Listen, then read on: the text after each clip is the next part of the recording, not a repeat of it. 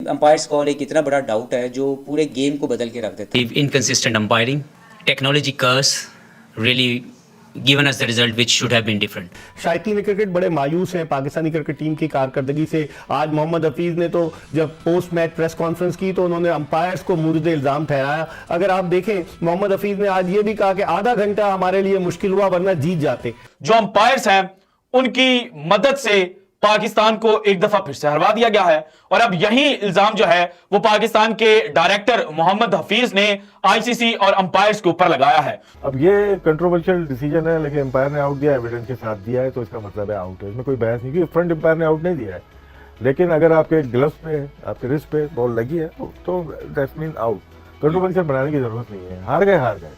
इस डिसीजन को लेके ये नहीं बोलते कि हम इनकी वजह से मैच हार गए। जी बिल्कुल ठीक डिसीजन था और मेरा ख्याल है कि आप उसको कैसे उन्होंने तीनों जाविया से चेक किया। जो अल्ट्रा था उसमें क्लियरली नजर आ रहा था कि जो रिस्ट बैंड था उनकी बिल्कुल ग्लव्स के साथ और बॉल उस पर लग कर गया, तो वो बिल्कुल आउट था मेरे ख्याल में। मुताबिक अगर वो ग्लव्स के साथ ही थी, उनकी जो ग्लव्स का ऊपर का हिस्सा अगर उसको टच करके गया है, जो कि वो कहते हैं कि उन्होंने रिस्ट बैंड बांधी हुई थी, तो अगर उसको टच करके गया है तो क्रिकेट के कवानीन क्या कहते हैं इस पर? मोहम्मद हफीज अंपायरों को क्रिटिसाइज कर रहे हैं कि कोड ऑफ कंडक्ट में ना आ जाए आईसीसी के, क्योंकि आप आईसीसी के ज़ाब्ता अखलाक के तहत इस तरह खुलेआम पब्लिक प्लेस पे या प्रेस कॉन्फ्रेंसेस में अंपायरों को और अंपायरों के डिसीजन को क्रिटिसाइज नहीं कर सकते। जो क्या मुझे हार पे गगर है, technology is the curse, umpiring जो है वो फलानी, लानत तेरी दलील पे, लानत तेरे बोलने पे और लानत तुझे अपॉइंट करने वालों पे। लेकिन बार बार वो तो कंधे की तरफ कुछ इशारा कर रहे थे रिजवान। आपको ये लगता है कि ये आउट है? देखिए बिल्कुल आउट था रिजवान का, मैं नहीं कह सकता। नमस्कार दोस्तों, जय हिंद। दोस्तों, पाकिस्तान कल ऑस्ट्रेलिया से दूसरी टेस्ट हार गया है और ये सीरीज भी पाकिस्तान अब हार चुका है। लेकिन जब पाकिस्तान हारा तो मोहम्मद हफीज जो पाकिस्तान टीम के डायरेक्टर है, उसने कल प्रेस कॉन्फ्रेंस में आकर बोला कि टेक्नोलॉजी कर्स और अंपायर की बैड डिसीजन की वजह से हम ये मैच हार गए, हमको अंपायर की बैड डिसीजन ही लेट होगा। इसका साफ साफ मतलब है कि मोहम्मद हफीज जो है वो मीडिया कॉन्फ्रेंस पे बैठकर डायरेक्टली आईसीसी के अंपायर्स के ऊपर मतलब अंगूठा उठा रहा है और ये कह रहा है कि भाई अंपायर ने हमें हरा दिया। तो एक बहुत ही बड़ा आईसीसी के मामले में ये जुर्म हो सकता है। आप डायरेक्टली मीडिया कॉन्फ्रेंस में आकर आज एक टीम डायरेक्टर ऐसा नहीं कह सकते, लेकिन इसको लेकर भी पाकिस्तान मीडिया ने हाफिज को धोया है। तो चलिए वीडियो देखते हैं, मैं मिलता हूं वीडियो के खत्म हो गया, लेकिन जो अंपायरिंग है टेक्नोलॉजी उसके ऊपर तनकीद की है पाकिस्तान टीम के डायरेक्टर मोहम्मद हफीज ने। उनकी बाजी भट्टी साहब, सिर्फ अंपायरिंग पे ही तनकीद करना या टेक्नोलॉजी पे सवाल उठाना क्या ये दुरुस्त है? चूंकि हम तो 95 से नहीं जीते हैं कि 79 रन की डिफीट को मामूली डिफीट नहीं, हमको 7 रन से या 17 रन से नहीं हारे, तो इस तनाज़े का कोई फायदा होगा हमें? देखें, मुझे तो खदशा है कि मोहम्मद हफीज अंपायरों को क्रिटिसाइज कर रहे हैं कि कोड ऑफ कंडक्ट में ना आ जाए आईसीसी के, क्योंकि आप आईसीसी के ज़ाब्ता अखलाक के तहत इस तरह खुलेआम पब्लिक प्लेस पे या प्रेस कॉन्फ्रेंसेस में अंपायरों को और अंपायरों के डिसीजन को क्रिटिसाइज नहीं कर सकते। लेकिन हमें अपने घर में भी तो नजरसानी करने की जरूरत है कि हमारे पास उस क्वालिटी के प्लेयर्स क्यों नहीं है। हमारा एक प्लेयर 50 रन बनाकर अपने लिए खेलता है और आउट होकर चला जाता है, वो उस क्लास के प्लेयर कहाँ हैं जो इस 50 को 100 में कन्वर्ट करें और पाकिस्तान को मैच जितवाएं। क्रिकेटर्स कुछ कप्तानों से बात की, उन्होंने कहा जी रिस्ट बैंड पे अगर लगे तो ये आउट ही कहलाता है, क्योंकि रिस्ट बैंड ग्लव्स का पार्ट ही होता है। तो मुझे समझ नहीं आ रहा कि एग्जैक्टली वो किस तरफ इशारा कर रहे हैं। फिर आपने बिल्कुल सही निशानदेही की कि आप चले हिंट दे सकते हैं कि हमारे खिलाफ कुछ या हमारे हक में फैसले नहीं आए, लेकिन आप टेक्नोलॉजी कर्स बोल दें, आप बोलें जी इनकंसिस्टेंट अंपायरिंग, आप थोड़ा सा मुझे लगता है बात आगे चली गई है। असल में आईसीसी को भी अब अपने लॉस पर, अपने जो कवानीन है उन पर नजरसानी करने की जरूरत है। जाहिर है अंपायरिंग का स्टैंडर्ड तो काफी मुतासिर हो रहा है और ये जो टेक्नोलॉजी है, मैंने दुनिया के एक बहुत बड़े अंपायर से एक दिन मेरी बात हो रही थी, उन्होंने कहा कि एक पिच पर अगर उस सॉफ्टवेयर ने एलबीडब्ल्यू पर जो बाउंस रखा हुआ है पहले दिन, तो जाहिर है वेयर एंड टेयर पिच में चेंज आता है, लेकिन उस सॉफ्टवेयर के वेयर एंड टेयर में कोई तब्दीली नहीं आती।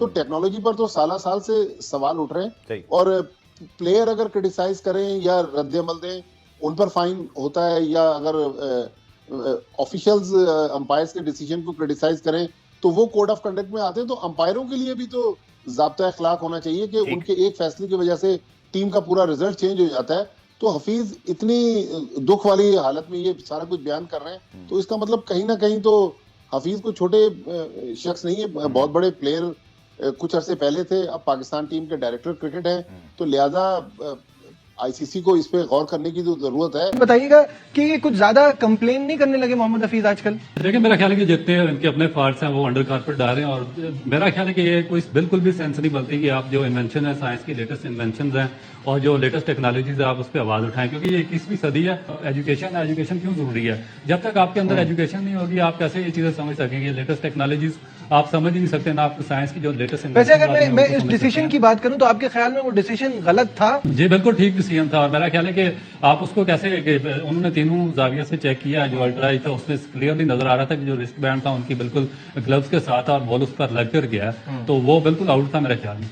लेकिन बार बार वो तो कंधे की तरफ कुछ इशारा कर रहे थे रिजवान, आपको ये लगता है कि ये आउट है? देखिए बिल्कुल आउट था रिजवान का, मैं नहीं कह सकता। आपको है। एक ना एक दिन टेक्नोलॉजी पे बिलीव करना ही पड़ता है। जो अंपायर्स हैं उनकी मदद से पाकिस्तान को एक दफा फिर से हरवा दिया गया है, और अब यही इल्जाम जो है वो पाकिस्तान के डायरेक्टर मोहम्मद हफीज ने आईसीसी और अंपायर्स के ऊपर लगाया है। डायरेक्टर मोहम्मद हफीज ने प्रेस कॉन्फ्रेंस की, उसके अंदर उन्होंने जनाब सीधा सीधा इल्जाम जो है वो लगाया है, और उन्होंने कहा कि इनकंसिस्टेंट अंपायरिंग और टेक्नोलॉजी कर्स जो है वो पाकिस्तान को ले डूबा है। जो हॉटस्पॉट टेक्नोलॉजी है जिसके अंदर जनाब जो रेस है उनके थ्रू देखा जाता है कि बॉल कहां पर लगी है, तो हॉटस्पॉट टेक्नोलॉजी के मुताबिक जो मोहम्मद रिजवान है उनका जो रिस्ट बैंड है, जो ग्लव का रिस्ट बैंड बनता है ना हिस्सा, वहां पर गेंद टच नहीं हुई, लेकिन जो स्निकोमीटर था वहां पर जब बॉल गुजर रही होती है जनाब जो उनका रिस्ट बैंड है उसके करीब, तो वहां पर एक स्पाइक जो है वो शो हो रहा होता है, और बहुत बड़ा स्पाइक होता है। इसी वजह से जो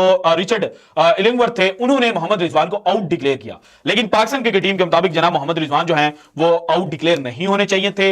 वो फैसला जो है वो ओवरटर्न नहीं किया जाना चाहिए था, क्योंकि जनाब मोहम्मद रिजवान का जो ग्लव था और उसका जो ऊपर वाला हिस्सा था उसको गेंद नहीं लगी थी। और अब जनाब पाकिस्तान क्रिकेट टीम के जो डायरेक्टर और बड़े हैं उनके मुताबिक पाकिस्तान को ये जो टेस्ट मैच हरवाया गया है ये अंपायर्स की जनाब जो फिक्सिंग है उसकी वजह से आ रहे हैं। और अब चूंकि मैच ऑस्ट्रेलिया के अंदर खेला जा रहा था, ऑस्ट्रेलिया के सुपरस्टार सामने थे, सो मुझे लगता है कि जनाब अंपायर्स को कहीं ना कहीं जो ऑस्ट्रेलियाई लेजेंड्स हैं उनका जो असर और रसूख है ना वो खा गया है, और अंपायर को क्या खाया है पाकिस्तान को, अल्टीमेटली जनाब ये मैच जो है वो हारना पड़ गया। और हमारे जो हफीज साहब है वन एंड ओनली इतनी बकवास करता था, इतना बेहया, इतना बेशरम और इतना मक्कार, इतना यार, अल्लाह ताला इसके मुंह पे बार बार फिटकार। ऐसा बेहया, ऐसा बेशरम, ऐसा बदहया और ऐसा निकम्मा, ऐसा टट्टू, ऐसी मैंने कभी अपनी लाइफ में प्रेस कॉन्फ्रेंस नहीं सुनी, जो कि मुझे हार पे गगर है। Technology is the curse, umpiring जो है वो फलानी, लानत तेरी दलील पे, लानत तेरे बोलने पे, और लानत तुझे अपॉइंट करने वालों पे, लानत है तेरे को टीम के साथ लगाने वालों पे, तेरी थर्ड क्लास ज़हनियत, तेरी थर्ड क्लास सोच पे। बेहया, इतना टीवी पे बैठ के भौंकता था, इतनी बकवास करता था, पंजाबी साले को आती नहीं। अंपायरिंग टेक्नोलॉजी कर्स, रिजवान को उड़ा के रख। और जो लोग कह रहे हैं कि जनाब आउट नहीं था, वो आउट था यार। देखिए ऐसे ही ठीक है, अंपायरिंग घटिया हुई है, सब कुछ हुआ है, इतना भी बायस नहीं। वो हर्षद भोगले साहब भी कह रहे हैं बेनिफिट आउट, मेरा ख्याल है कि यार वो आउट था। ऐसे बंदा बहाने बनाए, देखिए यार कितना बेगारत और झूठा आदमी है। टोपा लगा के, टोपा लेके आ गया बकवास करने के लिए, वहां पहुंचा हुआ याशी करने के लिए, वहां पे इसने कर्फ्यू लगाया हुआ है, टीम के प्लेयर ये भी ना करें, टीम के प्लेयर वो भी ना करें, इसको करें सारे मिलके, इसके पिछवाड़े को सुखाए, बड़ा करें। अंदाजा लगाए इतना झूठा आदमी है, वहां बैठ के टेक्नोलॉजी, अंपायरिंग और डोमिनेट, यानी बाबर आजम का जो डेफिनेटली डोमिनेटेड था वो अभी तक हमारे पिछवाड़े में घुसा हुआ है। ये हथवाड़े सारे जो है हमें लूट रहे हैं मिलके। तो दोस्तों, जैसा कि आपने वीडियो में देखा कि कैसे हाफिज ने ये बोला कि भाई ये तो अंपायर की गलती है, इसकी वजह से हम हार गए, लेकिन उसके बाद पाकिस्तान मीडिया ने भी अच्छे से हाफिज को बता दिया कि भाई अंपायर की गलती की वजह से नहीं, ये आपकी सोच की वजह से है। आप टेक्नोलॉजी की तरफ जा ही नहीं रहे, आप वही अपनी पुरानी सोच, जैसे ही आपके नाम हाफिज है और आप एक मौलवी की तरह बिहेव कर रहे हैं, आपकी बातों से ही लग रहा है।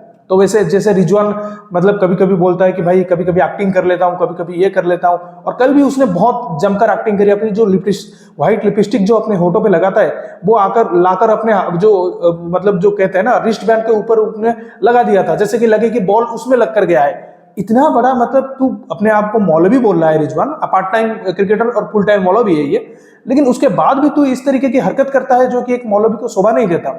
मतलब क्या ऐसी मतलब झूठी खबरें और झूठी एक्टिंग करके इसको क्या फायदा मिलता है। लेकिन ये पूरी तरह से एक आउट था, और जो मतलब जो मीटर में लग स्नीकोमीटर में दिखा गया कि भाई ये बिल्कुल ये ग्लोव्स के जो ऊपर जो रिस्ट बैंड है उससे लग कर गया है, तो ये बिल्कुल आउट था।